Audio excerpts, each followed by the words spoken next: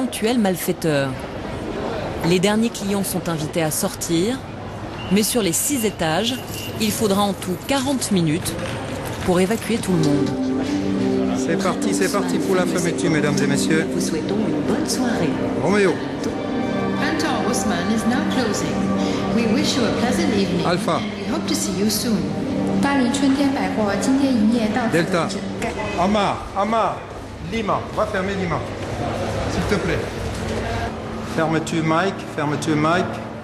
20h30. Opération réussie. Le magasin est désormais vide.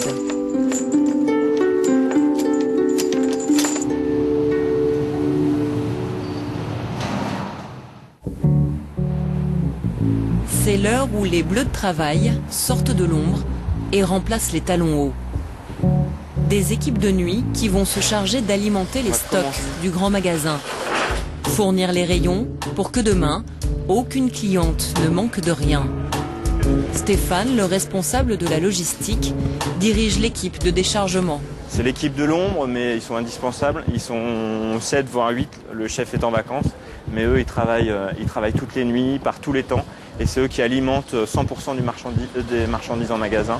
Et exclusivement de nuit, ça permet de concentrer toutes les livraisons dans cette semi-remorque. Si on ne faisait pas ça, ce serait une quarantaine de petits camions qui viendraient tous les jours stationner, alors qu'en journée, on préfère pouvoir garder des cars de touristes et des limousines. Ce soir, ils doivent vider 7 camions en provenance de la centrale d'achat, située à 60 km de Paris. Donc là, on va voir...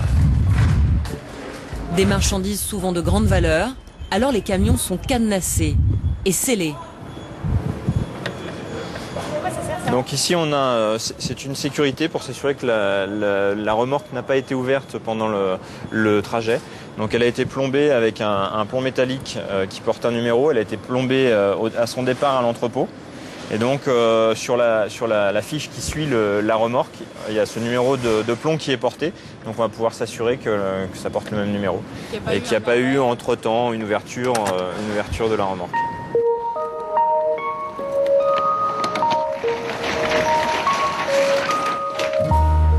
Pour éviter les vols, le magasin ne se protège pas seulement des attaques extérieures.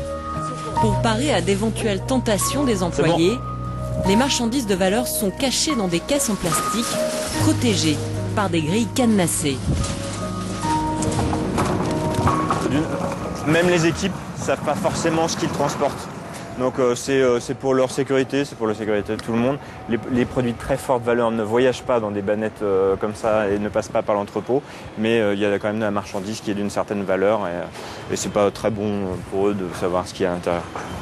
Même si sans doute, ils ont l'habitude de venir au magasin. Ce soir, avec les 7 camions à décharger, ce sont près de 30 000 articles à répartir sur tous les niveaux des 3 bâtiments. L'équipe de nuit achemine les caisses dans chaque allée. Ces hommes sont payés à la tâche, alors plus vite ils termineront et plus vite ils pourront rentrer chez eux. Seul, Stéphane fait sa dernière ronde dans les étages. En 15 ans, il est passé par tous les postes, vigile, manager des ventes, chargé de clientèle. C'est un des derniers à avoir fait toute sa carrière dans l'entreprise. La nuit, le magasin est un peu le sien. On se dit toujours qu'effectivement c'est quelque part un privilège et qu'il y a plein de gens qui aimeraient venir à Paris et se promener dans les grands magasins comme ça et avoir le grand magasin rien que pour soi. Oui, c'est parfois un privilège. Ouais. Au milieu de la nuit, les allées sont enfin calmes et désertes pour quelques heures encore.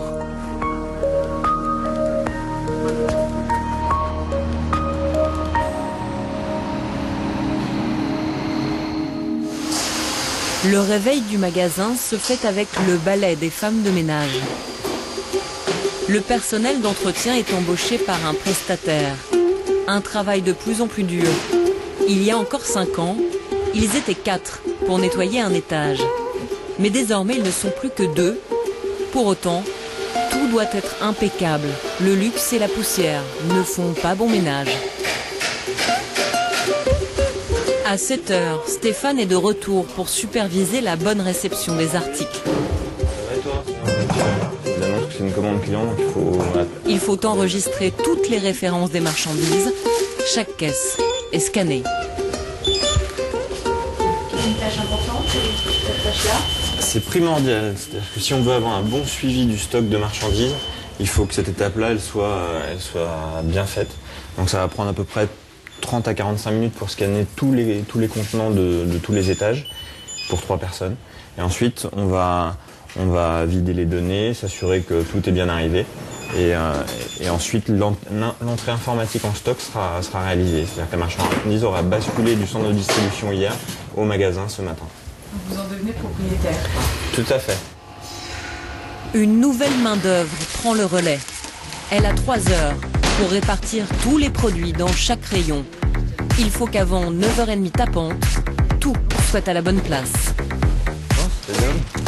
Dès l'ouverture, les clientes doivent pouvoir trouver rapidement l'article qu'elles sont venues chercher. L'heure de l'ouverture approche. Les employés profitent de leur café du matin et les agents de sécurité sont déjà sur le pied de guerre.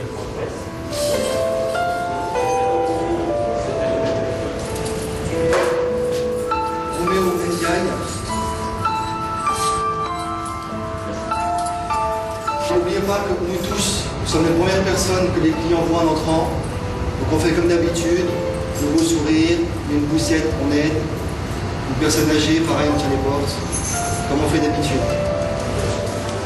Car ici, même les vigiles doivent être irréprochables, être dignes du standing voulu par la maison. Là maintenant on n'attend plus que l'ouverture officielle du magasin. Là j'ai mon chef de poste qui va me prévenir au talkie-walkie. Et il y a aussi l'annonce dans tout le magasin pour tous les salariés. Les premiers clients arrivent, la fourmilière s'éveille